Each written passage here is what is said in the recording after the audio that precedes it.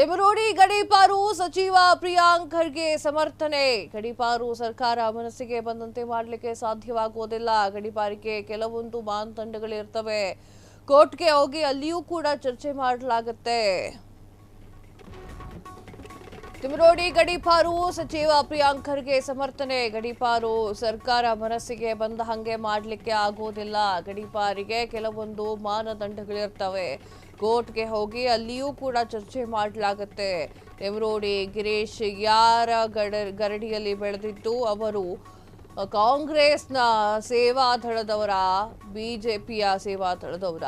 ತಿಮರೋಡಿ ಗಿರೀಶ್ ಮಟ್ಟಣ್ಣನವರು ಬಿಜೆಪಿಯವರು. ಬಿಜೆಪಿ ಅಧಿಕೃತ ಅಭ್ಯರ್ಥಿಯಾಗಿದ್ದಂತಹ ಮಟ್ಟಣ್ಣ ಬಿಜೆಪಿ ನಾಯಕರ ವಿರುದ್ಧ ಪ್ರಿಯಾಂಕ್ ಖರ್ಗೆ ಅವರು ವಾಗ್ದಾಳಿಯನ್ನು ನಡೆಸಿದ್ದಾರೆ. ಸಿಕ್ಕಿದ್ದೇ ಶಿವ ಅಂತ ಹೇಳಿ ಪ್ರಿಯಾಂಕ್ ಖರ್ಗೆ ಅವರು ಕೂಡ ಮಾತನಾಡಿರುವಂಥದ್ದು. ಅಂದರೆ ತಿಮರೋಡಿಯ ಮತ್ತು ಮಟ್ಟಣ್ಣನ ಬಗ್ಗೆ ಮಾತನಾಡಿದಂತಹ ಪ್ರಿಯಾಂಕ್ ಖರ್ಗೆ ಅವರು ಯಾರು?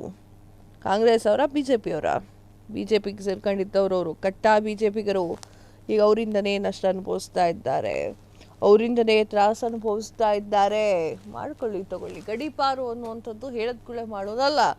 ಗಡೀಪಾರು ಅಂತಂದರೆ ಕೋರ್ಟಿಗೆ ಹೋಗಬೇಕಾಗುತ್ತೆ, ಕೋರ್ಟಲ್ಲಿ ಮಾತಾಡಬೇಕಾಗತ್ತೆ. ನೀವು ಗಡೀಪಾರು ಹಾಕ್ಬಿಟ್ರೆ ಯಾರು ಕೇಳ್ತಾರೆ ಇಲ್ಲಿ ಅಂತ ಇಲ್ಲಿ ಸ್ಪಷ್ಟನೆಯನ್ನು ನೀಡಿದ್ದಾರೆ.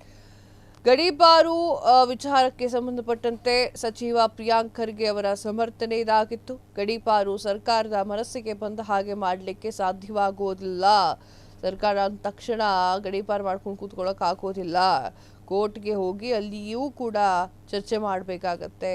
ತಿಮರೋಡಿ ಗಿರೀಶ್ ಮಟ್ಟಣ್ಣನವರು ಯಾರು ಗರಡಿಯಲ್ಲಿ ಬೆಳೆದಿದ್ದು ಅನ್ಕೊಂಡಿದ್ದೀರಾ? ಕಾಂಗ್ರೆಸ್ ಜೊತೆಗಿದ್ದಾರ ಅವರು? ಕಾಂಗ್ರೆಸ್ ಜೊತೆಗೆ ಬಂದಿದ್ರಾ? ಇಲ್ಲ ಅಲ್ವಾ.